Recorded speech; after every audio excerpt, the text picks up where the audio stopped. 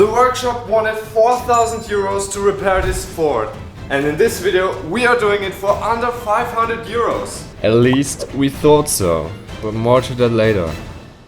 At first we're going to take care of the rear suspension. The bushings on the lower control arms are done. We also need to replace the trailing arm bushings. But to be able to replace them, we thought it was easier to remove the whole wheel assembly. So first we unbolt the dampers and then the sway bar. Right after that we are undoing the lower control arm.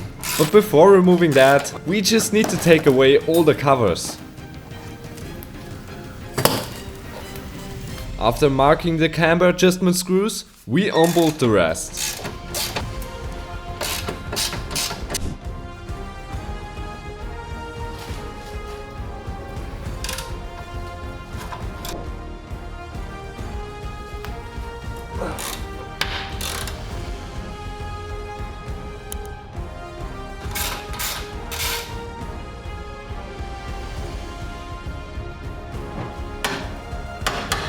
And out it is.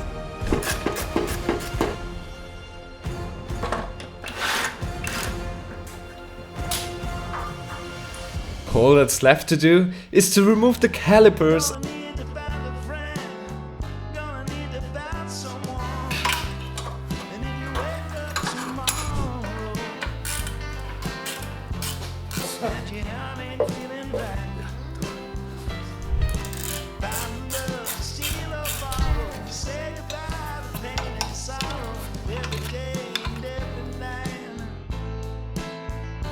and then remove the 2 missing bolts. We got it out. Now we are pressing out the old bushing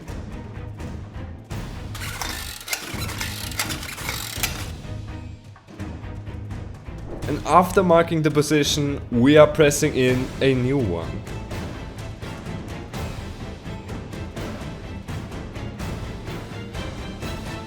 Now it's time to reinstall everything.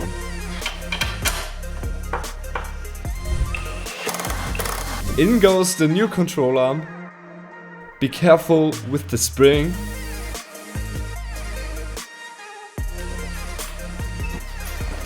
And put back the bolts.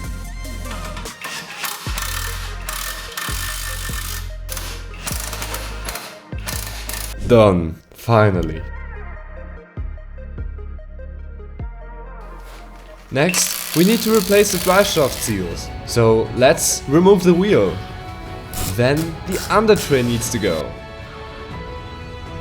Now comes the part that took the longest. We need to remove the ball joint from the knuckle. Getting it out was so hard.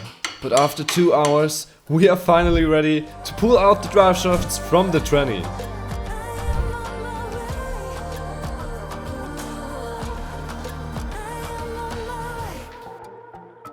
Now we are able to remove the seals. But installing the new ones was impossible. We managed to buy another set of new ones from Ford. They slipped in beautifully. I don't know why the aftermarket one wouldn't fit, because they had the same dimensions. But you know, that's also finished. The last thing we have to do is to fix a coolant leak. Therefore we're removing the auxiliary belt and then the water pump pulley, because the workshop told us that the water pump is the culprit for the leak. Turns out that the gasket where the timing cover meets the engine block has failed. Since this car would have needed a timing belt replacement anyways, it is better to let a shop do that. First, we simply don't have the tools for that.